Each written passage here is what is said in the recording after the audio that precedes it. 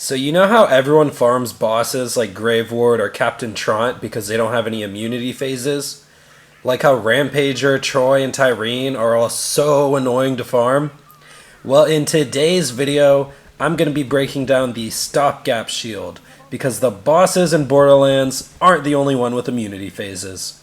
So before we get into the video, don't forget to like and subscribe for more Borderlands 3, Mayhem 4 Legendary Shield reviews, and don't forget to join the Zane Nation Discord. Link will be in a pinned comment down below. So today, I'm going to be telling you guys all about the Stopgap Shield and why it is one of the best in the entire game right now. First, I should tell you guys where to get this. It's from El Dragon in Jacob's Estate. Although I probably do suggest you do actually just farm Grave Ward or a Trant for this. The dedicated drops aren't that great right now in the game, so it's probably better just to farm an easy boss like Grave Ward. But anyways, let's get into the real shield review. Since the start of the game, this shield was already great. In my opinion, obviously, if you picked one of these up through your campaign, you probably wore it for a decent amount of levels, I would say. It's a really solid choice that adds survivability to any build. It has a huge capacity, and once it's depleted, you get 5 seconds of immunity. So that's the trick for the Stopgap Shield. I'm sure all of you know that. But when Mayhem 4 came out, though, that's when less shields became viable.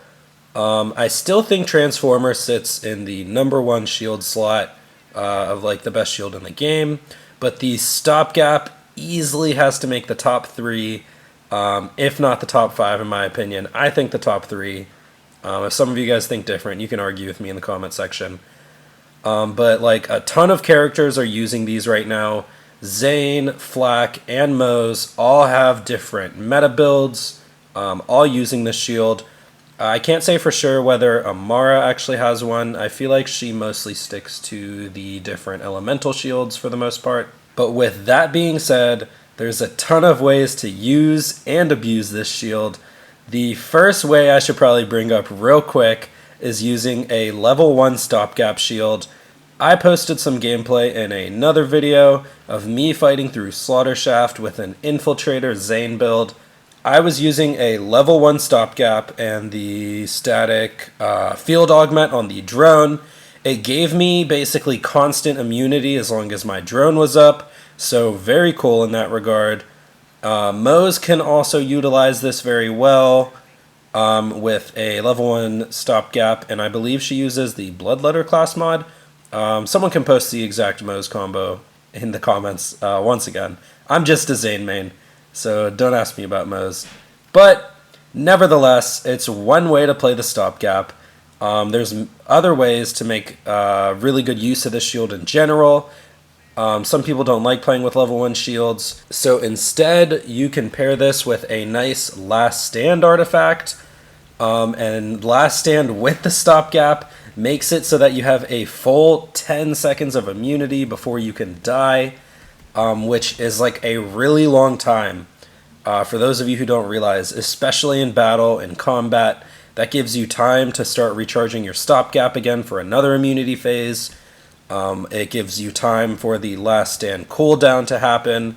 Now, it might not seem like a lot, but when there's a Guardian rank skill that just recharges shield on when you kill an enemy, and lifesteal skills that multiple Vault Hunters have, you can get back to full health. You can start recharging your shields very quickly in that time. Not to mention, like how I brought up Static Field a second ago, that is fine for recharging a level 50 Stopgap.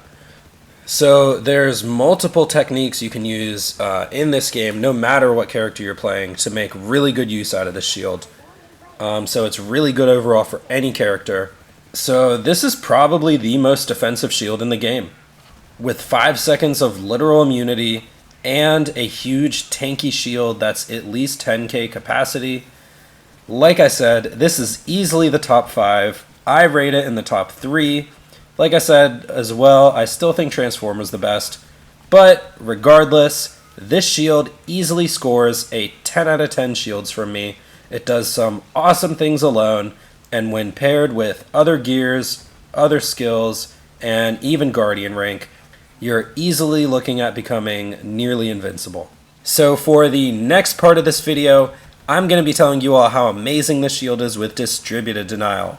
Now for those of you who already watch my channel, you should know exactly how it works with distributed denial, but like I said, this is one of the best shields in the game, and it's possibly the literal best with distributed denial.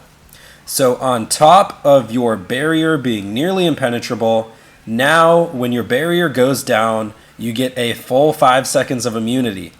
So if any of you have watched the Calm, Cool, and Collected build guide I posted about a week ago, I'll also put links in the description, you would know this. This is how I run Calm, Cool, and Collected every time. It's also the gameplay you're watching in the background. Distributed denial and stopgap gives you such tanky defense. You get to spend the rest of your skill points in pure damage skills. Violent momentum, synchronicity, Donnybrook, confident competence. You're literally not missing out on any damage skills at all when you build Calm, Cool, Collected like this. And this is exactly what you want in a Calm, Cool, and Collected build. It's so easy to get kills when you maximize your damage and you don't leave any out. So this shield gets another 10 out of 10 for distributed denial. It's possibly one of the only viable options in Mayhem 4 in general as well. And yeah, just like when your barrier goes down, you get 5 seconds. When your shield goes down, that's another 5 seconds. On top of that, with Guardian rank back in the game now, our cooldowns for our action skills are super fast. It's actually kind of crazy. I was playing today and my barrier went down. I got my 5 seconds of immunity and my natural action skill cooldown was already almost back up. So it's even more insane now that we have Guardian rank back. But that's my review of the stopgap shield. It's definitely shown up as one of the top contenders since Mayhem 4 came out. Honestly, I expect to see more of this shield when they add Mayhem 2.0, when they add OP levels later if they do that again. The ability on this is just so powerful, and if you can especially find some way to regenerate shield faster, you can start looking at some invincibility. So with all that being said, don't forget to like this video and subscribe to the channel for more Borderlands 3 Mayhem 4 Legendary Shield reviews. And don't forget to join the Zane Nation Discord. Link will be in a pinned comment down below. That's it for today's shield review, guys. I hope you all have a great day, and I'll see you in the next one.